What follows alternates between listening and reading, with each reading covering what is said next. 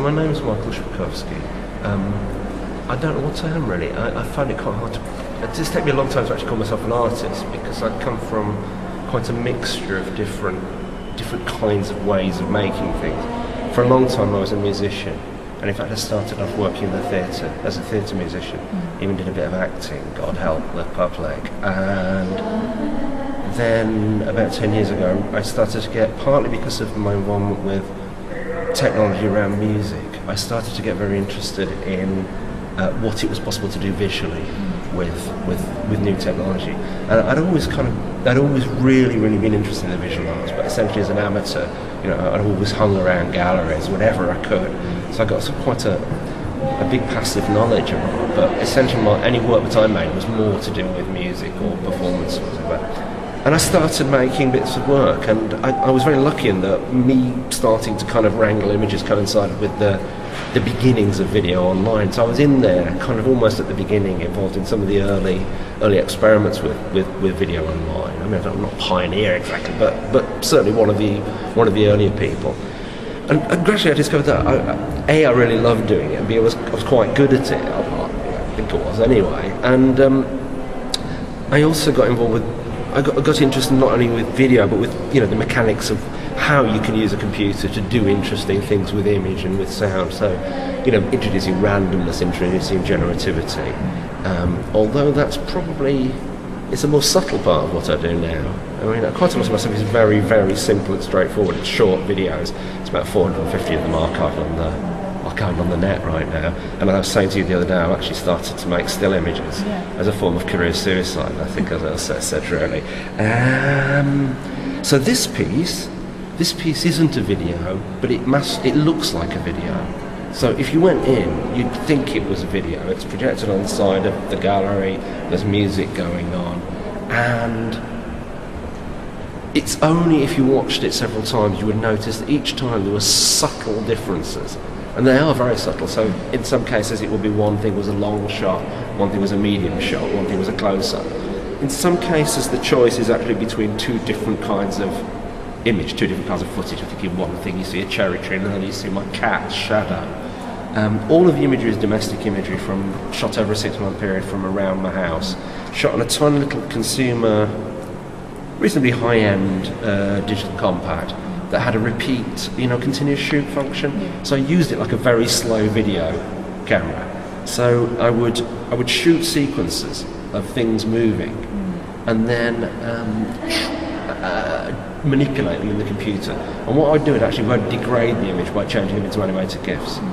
So they're quite small animated gifs. So when you blow them up and project, you get these sort of smears and artifacts, which is one of the things I've always really liked about the web anyway. I kind of imbibed wholesale the aesthetic of kind of low-finess and smeariness and smallness.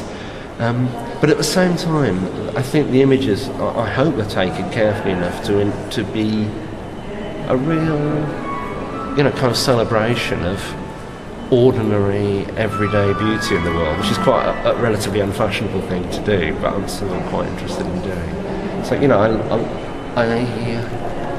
my work got criticised, actually. When this was first shown, it was criticised for sort of political passivity, as if I should be doing something altogether more kind of engaged. But I actually think to demonstrate how beautiful the world can be, and it isn't for most people, and it only is for most of us for sort of small moments, to demonstrate those moments of beauty is like an aspiration towards that world. It is for me anyway. It's a sort of celebration of how the world could be. And some of you said it's like the eye of a child, and I think it is. It's like that when you're a kid and everything is wonderful and shiny and new, and I'd really like to sort of try and, at least in this piece, get a sense of it. That's a very long answer, isn't it? I've always been, I'm very impatient with copyright. I'm not particularly interested in my own work being protected.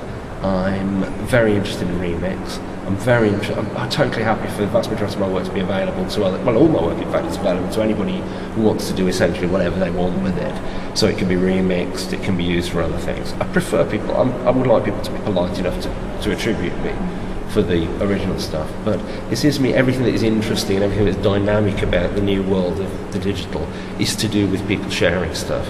And I remain unconvinced about whether the individual author is that viable a concept. Anyway, certainly in a kind of information atmosphere where it's very easy to remix. But of course it's important to remember that remix and copying have always been a feature of artist practice. So for example, composers would write variations on a theme of, I think it was Rubens who copied, virtually completely Titian. Well, I hope I got that right way around art historically. I'm pretty sure it was Rubens who copied Titian. It's always been the case that people have incorporated other people's work and other people's insights into their own work. So I'm quite interested in that. So because there was a debate about acquisition, I was quite interested in my own work being available in the way that I make it available on my own website freely for anyone to download as a work. And if you download it, hopefully when we get it set up, there'll be a little certificate of authenticity that people can download with it. The only restriction I put on it, which I don't put on my own website, is that I made it non-commercial. So in my own work, anybody, Coca-Cola or whatever, when I download it, use it, can do. They don't have to pay me a penny. But I kind of thought I'd be a little bit more cagey about this, partly because of the whole nature of the Harris experiment.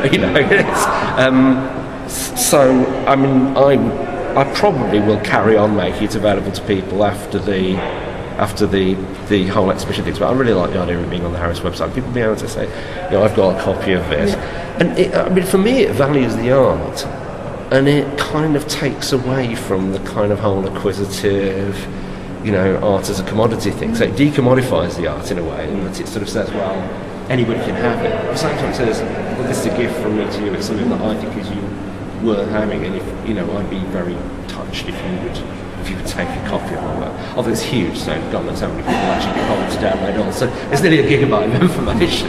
I've been very interested in stillness in video, and the dividing line between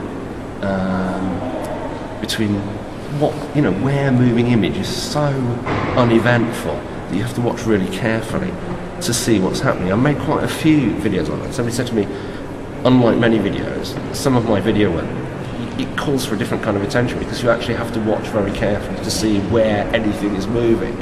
And I kind of pushed that, and then actually I began to think, well, actually I'm quite interested in just taking stills. So since November I've been making the odd movie. I'm ridiculously productive.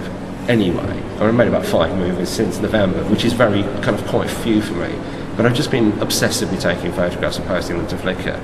And I quite like the idea. Again, Flickr's a strange thing because in some ways it's kind of a consumer thing. But I just like the idea of saying, well, this is what I have to say at the moment. They're images. Some of them are quite nicely taken. I think some of them are taken with very little skill. But they're all ones that for me have if I look at them and I get a certain frisson from them, then I think they're worth posting. And I'd really like to do something in terms of getting them shown. But whereas I know where to send my video in order to get it shown, or my kind of net-based work, I haven't really got my head around what you do with photography. So if anybody ever sees this and they want some of my photography, then get in touch with me.